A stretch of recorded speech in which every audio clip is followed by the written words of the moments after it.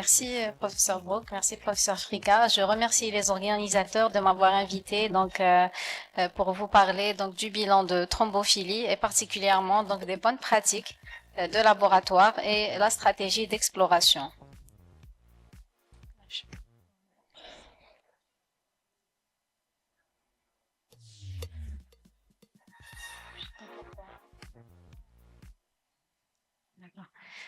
Alors, la thrombophilie est un état prothrombotique, congénital ou acquis, qui prédispose à la maladie thromboembolique veineuse.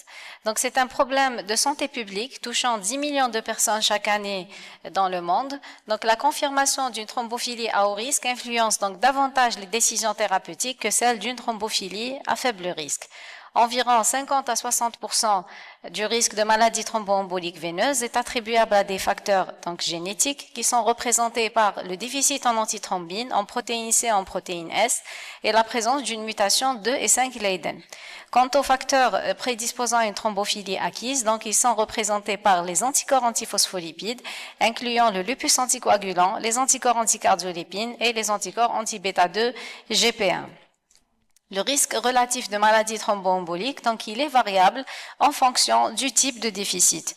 On note un risque relatif supérieur à 100, chez les patients qui présentent une homozygosie pour le déficit en protéine C, en protéine S et en antithrombine, et la révélation, elle se fait déjà à l'âge néonatal.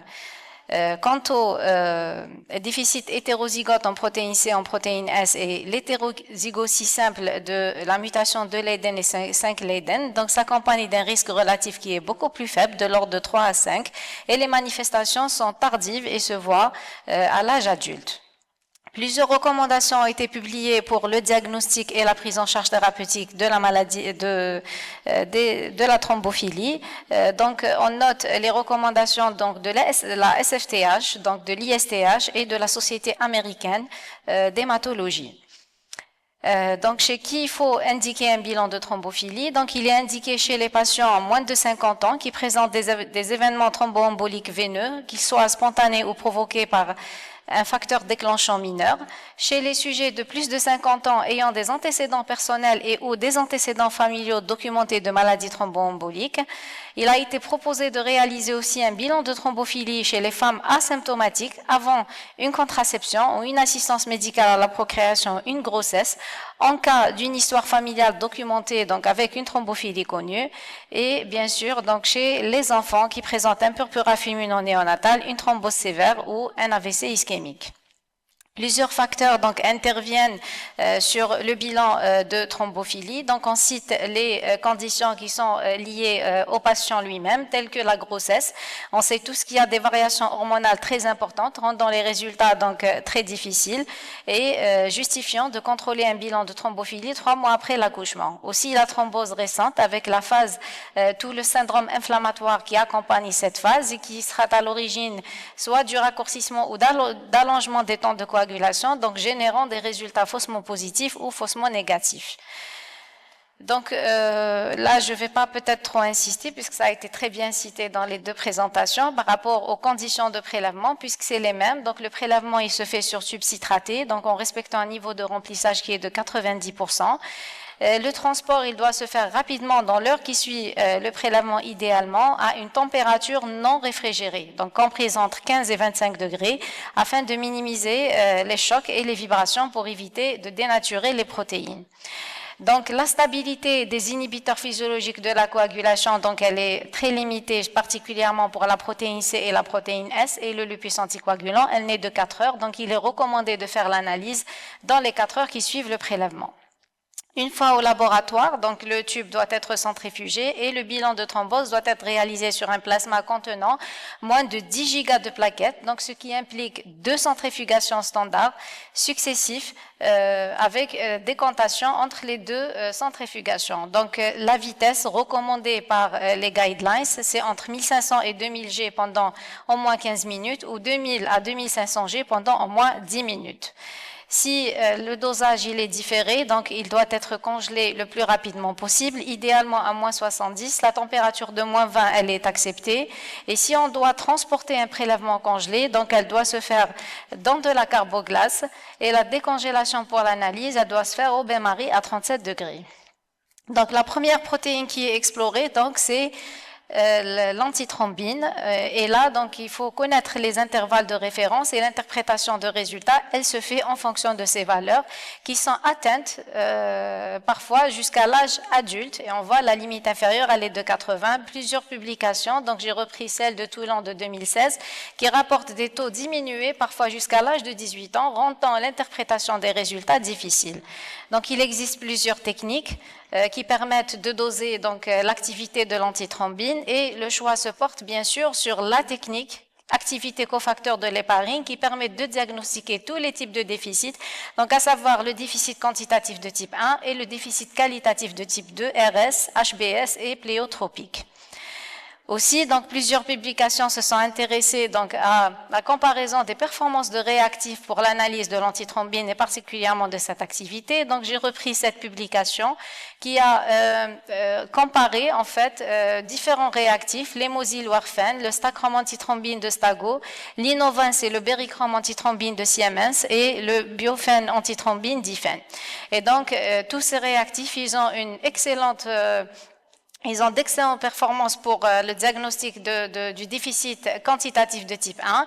Quant au déficit qualitatif de type 2, les performances sont limitées. Donc, comme on le voit ici, pour l'hémosil warfarin et le berichrome antithrombine, ils n'ont pas permis de détecter 93 et 95 patients portant d'un déficit hétérozygote sur les 104 patients testés.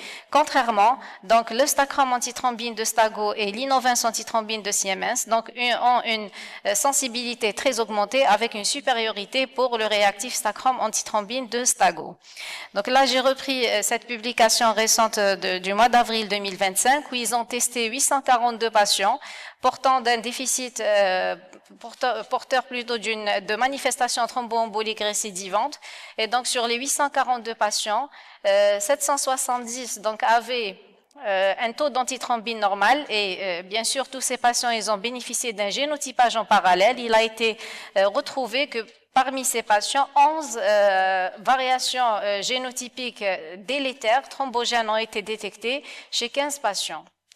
La deuxième protéine donc, qui est à rechercher, à doser, c'est le dosage de la protéine C. Là aussi, l'interprétation donc, doit se faire en fonction des intervalles de référence qui sont compris entre 70 et 140%.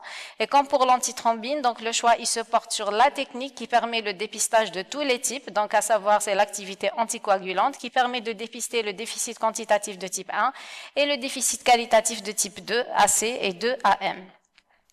Donc, il faut savoir que dans nos laboratoires, plusieurs praticiens donc, optent pour la technique amidolytique en première intention. Cependant, ce choix donc, peut conduire à des défauts de diagnostic, particulièrement du sous-type 2AC qui est quand même, représente 4% des formes. Plusieurs interférences ont été signalées par le fabricant, quel que soit le réactif. On note parmi les interférences signalées, c'est l'augmentation du taux du facteur 8, l'augmentation de l'activité anti-10A pour les HNF à des taux qui sont supérieurs à 1 voire 1,5 et la présence du lupus anticoagulant, comme on le voit aussi, il a été signalé comme pouvant interférer sur le dosage de cette protéine, particulièrement pour les réactifs warfarin, Ifen et Siemens. La troisième protéine donc à doser, c'est la protéine S et le choix se porte aussi sur l'activité anticoagulante qui permet le dépistage donc du déficit quantitatif de type 1 et 3 et le déficit qualitatif de type 2. Aussi, les mêmes performances ont été signalées par tous les coffrets, particulièrement donc la présence du lupus anticoagulant et de la mutation 5 Leiden à l'état hétérozygote qui peut donner des résultats faussement positifs. Donc, quelle est la conduite à tenir devant une activité diminuée? Donc, on commence par l'activité cofacteur de l'héparine pour l'antithrombine, l'activité coagulante pour la protéine C et la protéine S. Si le taux il est diminué, donc on passe à un dosage immunologique afin de classer déficit quantitatif ou déficit qualitatif. Et donc, on fait dans un deuxième lieu une enquête familiale afin de confirmer le déficit et de rechercher les autres membres atteints. Il faut évidemment donc chercher toute cause acquise, donc qui peut être à l'origine de la diminution et d'essayer de reprendre le patient à distance de ces causes acquises. Et dans le cas où l'activité elle est normale, donc quand même un génotypage peut être proposé après concertation si le malade il fait une maladie thromboembolique récidivante. Donc, quelles sont ces causes acquises qui peuvent être à l'origine de la diminution des inhibiteurs? On cite donc la consommation, la grossesse, les traitements œstrogéniques et l'insuffisance hépatocellulaire. Donc, il est très important de tenir compte de toutes ces variations pour une interprétation du bilan de thrombophilie. Autre interférence possible, c'est les traitements anticoagulants, et on sait tous que on peut pas prendre un malade qui est sous traitement anticoagulant. Donc, pour les AVK, comme on le voit sur ce tableau, et ce qui a été rapporté dans les guidelines, c'est que les AVK n'interfèrent pas sur le dosage de l'antithrombine, mais par contre, ils interfèrent fortement sur le dosage de la protéine C et la protéine S, avec un arrêt nécessaire qui doit dépasser les 3 semaines pour retrouver un taux normal de protéine S. Pour les héparines, HNF et HBPM, ils n'interfèrent pas sur les protéines C et la protéine S, mais ils peuvent interférer sur le dosage de l'antithrombine. Il est recommandé de les arrêter au minimum 5 à 10 jours afin de contrôler un taux d'antithrombine diminué. Et pour les AOD, qui sont de plus en plus utilisés actuellement, donc là, ils surestiment les taux, donc il faut les arrêter pour un minimum de 7 à 10 jours pour pouvoir les doser. La quatrième anomalie qui est recherchée dans le cadre de la thrombophilie acquise, c'est ce qu'on appelle le 5 Leiden, ou du moins donc son équivalent phénotypique, qui est la résistance à la protéine C activée. Donc l'observation d'une RPCA est dans au moins 95% des cas la conséquence de la présence de la mutation 5 Leiden.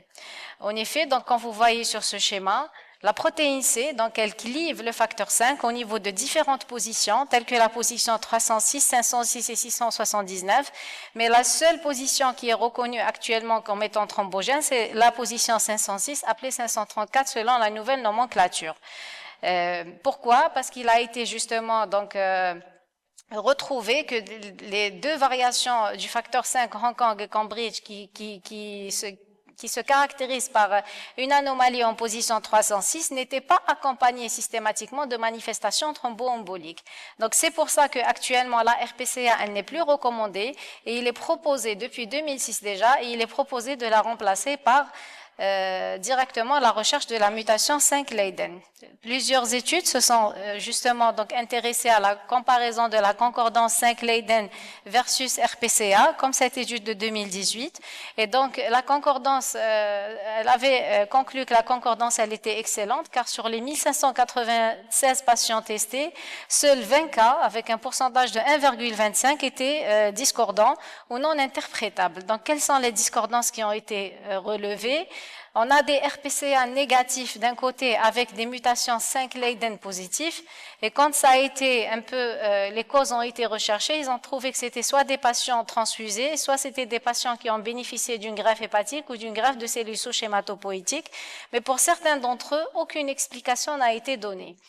Les autres interférences donc, qui ont été signalées, c'est qu'il y avait des RPCA positifs, mais avec une recherche de mutation 5 Leiden négatif. Donc, d'où les recommandations quant à la recherche de la mutation 5 Leiden pour affirmer le diagnostic de la mutation et déterminer surtout le statut hétérozygote et homozygote, puisque comme on l'a vu, l'homozygosie, donc elle prédispose à un risque thrombotique qui est 100 fois plus élevé par rapport à l'hétérozygosie. La cinquième anomalie à rechercher dans la thrombophilie constitutionnelle, c'est la recherche de la mutation de Leiden. Il n'existe pas de test phénotypique à ce jour pour la rechercher. Donc, elle se caractérise par une anomalie au niveau du gène du facteur 2 qui aboutit à une augmentation de la synthèse protéique impactant sur la génération de thrombine. Il existe plusieurs kits commerciaux donc pour la recherche de ces mutations 2 et 5 Leiden qui ont des performances analytiques très satisfaisantes. Donc là, j'ai repris quelques coffrets qui existent sur le commerce. Donc la technique, c'est une PCR en temps réel pour la majorité. Donc la recherche, elle peut se faire soit sur l'ADN, soit sur du sang total, avec un délai de rendu de résultats qui va de 30 minutes à 100 minutes. Donc, parmi donc les anticorps à rechercher dans le cadre de l'exploration de la maladie thromboembolique, donc comme on l'a dit, c'est les anticorps antiphospholipides, particulièrement donc 3 entités, donc qui sont représentées par le lupus anticoagulant, les anticardiolipines et les anti-bêta-2-GP1. Donc, les tests de base pour la recherche du lupus anticoagulant donc, sont représentés par le temps de venin de Viparucel dilué, et le TCA en utilisant bien sûr donc un réactif qui contient très peu de phospholipides et comme activateur de la silice ou de l'acide élagique. Plusieurs interférences aussi signalées pour la recherche du lupus anticoagulant liées à la prise de traitements anticoagulants tels que les AVK, l'héparine et l'AOD qui peuvent générer un résultat faussement positif dans 50% des cas. Donc il est recommandé de faire cette recherche à distance de ces traitements. Donc, plusieurs guidelines publiées pour la recherche du lupus anticoagulant, dans les dernières, donc celles de l'ISTH de 2024, qui ont permis de gagner, comme vous voyez ici, en spécificité et en sensibilité, et ils ont permis aussi de détecter une meilleure détection donc du lupus faible. Donc, une étude qui a été déjà réalisée dans notre service en 2016 et qui avait conclu justement qui a repris les 32 patients positifs pour le DRVVT screen et nous avons essayé de comparer les résultats du ratio screen sur plasma pur versus plasma mélange et nous avons constaté que les mélanges induisaient des résultats faussement négatifs, insistant justement sur l'importance de réaliser les tests sur du plasma dépourvu donc de plasma mélange afin de ne pas sous-estimer ces titres. Donc, plusieurs études aussi se sont intéressées aux performances des laboratoires pour le diagnostic du lupus anticoagulant. Et donc, comme on le voit ici, la majorité des laboratoires, cette étude qui a été réalisée sur 7 ans, ils ont conclu que la majorité des laboratoires savaient très bien rendre les LA forts et les LA positifs, mais 45 à 70% savaient rendre les LA faiblement positifs. Donc, quel est l'algorithme justement pour la recherche du lupus anticoagulant? Donc, on fait un DRVVT screen, un TCA avec un réactif sensible. Si le ratio il est inférieur à la valeur seuil, donc on conclut à la négativité du lupus anticoagulant. Par contre, si les valeurs ils sont supérieures à la valeur seuil recommandée par le laboratoire, calculée par le laboratoire, donc là, il faut faire des tests de mélange, des tests de confirmation afin de conclure à la positivité ou à la négativité du lupus anticoagulant. Donc, ce lupus anticoagulant, il figure dans la classification du syndrome des anticorps antiphospholipides qui a été revu donc par les recommandations de 2023 de l'ACR-ELAR. Et donc, on voit que rien que le lupus à lui seul, quand il est présent et persistant, il a 5 points, alors qu'il ne faut que 3 points en biologie pour retenir le diagnostic du SAP. Les autres anticorps donc, qui font partie de cette classification, c'est les anticorps anti-bêta-2 et anticardiolépine recherchés uniquement par la technique ELISA, c'est ce qui a été validé dans ces guidelines. Et on voit que la nouveauté, c'est que les IgM, qu'ils soient anticardiolépine ou anti-IgG modérément ou fortement diminués, n'ont qu'un point et à eux seuls ne font plus partie, justement, ne peuvent plus être considérés comme un critère biologique. Il faut qu'ils soient associés à la présence des IgG. Une enquête aussi donc a été réalisée en 2024 justement donc pour évaluer un peu les pratiques et pour voir est-ce que finalement les 3 anticorps étaient recherchés simultanément. Donc de 2009, cette étude elle a été réalisée entre 2009 et 2021 où 25 116 patients ont été inclus et là on voit qu'il y a eu quand même une amélioration des pratiques de 2009 à 2020 avec une recherche systématique comme vous voyez ici donc des 3 entités. Ce qui est en vert foncé c'est que les 3 anticorps ont été recherchés mais on voit quand même que il restait des incohérences puisque 7% des patients en 2020 n'ont bénéficié que de la recherche du lupus anticoagulant, alors qu'on sait très bien qu'il faut rechercher les 3. Et si on va voir un peu pour les triples positifs, les patients ici en vert, est-ce qu'ils ont été confirmés sur un deuxième prélèvement? Parce que c'est ce qui est recommandé.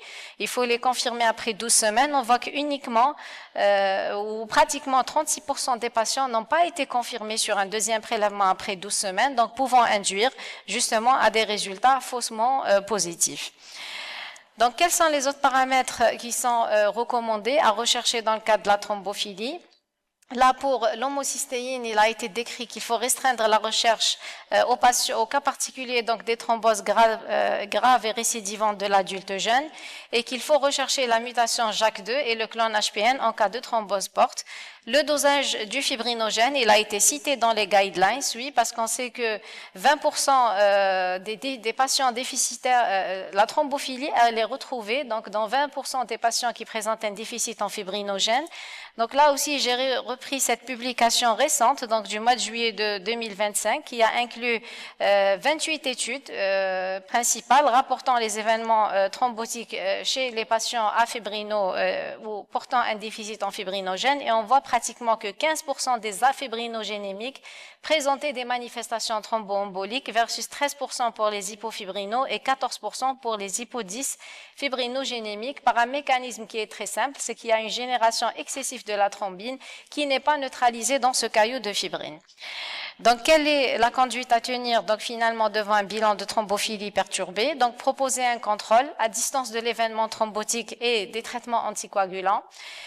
En cas de recherche d'une mutation de 5 Leiden positive sur un premier prélèvement, il est recommandé de la recontrôler sur un deuxième prélèvement, car le diagnostic il est établi pour la vie entière pour éviter les faux diagnostics. L'enquête familiale, elle est importante car elle permet de confirmer d'une part donc le caractère constitutionnel du déficit lui-même et de diagnostiquer les sujets apparentés. Et pour les tests génétiques, il a été proposé justement donc de les restreindre au cas d'interprétation difficile ou lorsque l'enquête familiale elle n'est pas accessible, ou bien sûr lorsque vous avez des dosages phénotypiques qui sont normaux mais avec une forte suspicion clinique d'un déficit en inhibiteur. Donc, en conclusion, ce qu'on peut dire, c'est que les bilans de thrombophilie sont à réaliser dans des centres experts qui maîtrisent les aspects biologiques, donc relatifs aux analyses prescrites. Donc, en cas d'anomalie identifiée sur un premier bilan réalisé en urgence, ça nous arrive tous de recevoir un malade qui thrombose, 3-4 jours après, on nous envoie les prélèvements. Il faut recontrôler 3 mois après l'épisode thrombotique, car on sait que ça peut aller dans les deux sens, ça peut augmenter comme ça peut diminuer. Donc la détermination du caractère constitutionnel d'une anomalie d'un inhibiteur de la coagulation donc repose sur l'enquête familiale et parfois carrément sur l'étude génétique. Et pour les APL, ce qu'on peut dire, c'est qu'il faut connaître les performances des réactifs, donc en termes de sensibilité et de spécificité, et proposer des kits simples, incluant systématiquement donc la recherche des 3 entités, car d'après l'enquête qui a été réalisée, donc on a vu que les 3 entités ne sont pas recherchées systématiquement. Et merci pour votre attention.